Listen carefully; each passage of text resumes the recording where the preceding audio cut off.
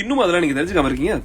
வரலாற்றுல நம்ம தமிழர்களுக்கும் ஆமைகளுக்கும் நிறைய தொடர்பு இருக்கு. ஆமைகளை பத்தி இலக்கியத்திலே பேசிய ஒரே மொழி தமிழ் மொழி தான். சுமார் 25,000 கிலோமீட்டர் கடல்லே பயணிக்கக்கூடிய ஆமை தான் எங்க பிறந்ததோ அங்கேயே வந்தா மீண்டும் முட்டையிடுங்கிறது நம்மள எத்தனை பேருக்கு தெரியும்? அதனாலதான் தமிழ்நாட்டுல பாத்தீங்கன்னா திருமணமான பெண்ணை மகப்பேறு காலத்துல தன்னோட தாய் வீட்டுக்கு அனுப்புவாங்க. பொதுவாவே தமிழர்கள் விலங்குகளுடைய வாழ்வியலை பார்த்தா தங்களுடைய நாகரிகங்களை வளர்த்தாங்க. நெடுதூரம் பயணிக்கக்கூடிய விலங்கு ஆமைதான். நீண்ட காலம் வாழக்கூடிய விலங்கு ஆமைதான். ஆமை மட்டும்தான் கரைக்கும் வரும், ஆழ்கடலுக்கும் போகும். அதோட டைனோசர் காலத்துல இருந்து வாழக்கூடிய ரெண்டே உயிரினம் ஆமையும் கரப்பாம்பூச்சி மட்டும்தான். ஆமை எங்க எல்லாம் முட்டையிடுதோ அந்த இடங்களை தான் சரியா தேர்வு செஞ்சு தமிழன் துறைமுகங்கள் அமைச்சான். தமிழர்கள் கடல் வழி பயணத்தை கண்டுபிடிச்சதும் ஆமையை வச்சுதான். பல நாடுகளுக்கு போய் கோலோற்றியதும் ஆமையை வச்சுதான். அதனாலதான் பாருங்க, கிட்டத்தட்ட 46,000 தமிழ் பெயர்களை கொண்ட இடங்கள் உலகம் முழுக்க இருக்கு. இந்த ஆமை புகுந்த விட உருப்படாதும்பாங்க. 9 கோள்கள்ல இந்த சனி கோள் இருக்கு இல்லையா, அதனுடைய தமிழ் பேர் தான் ஆமை. ஏன்னா இந்த சனி கோள் தான் ரொம்ப மெதுவா நகரக்கூடியது. அதே போல இந்த ஆமை மெதுவா நகரக்கூடியது. சனி புகுந்த வீடு உருப்படாது என்பதான் நாளடைவுல சொல்லி ஆமை புகுந்த வீடு உருப்படாதுன்னு ஆயிடுச்சு. நம்ம மெட்ராஸ்ல இருக்க பெசன் நகரோட உண்மையான பேரே ஆமையூர் தான். திருவான்மியூர், ஆமையூர் எல்லாம் ஆமைகள் கரை ஒதுங்கக்கூடிய இடங்கள். ஆமைகள் பத்தின வேற என்ன செய்திகள் உங்களுக்கு தெரியுங்கிறத காமெண்ட்ல பதிவு செய்யுங்க. மற்றும் நண்பர்களுக்கு பகிர்ந்து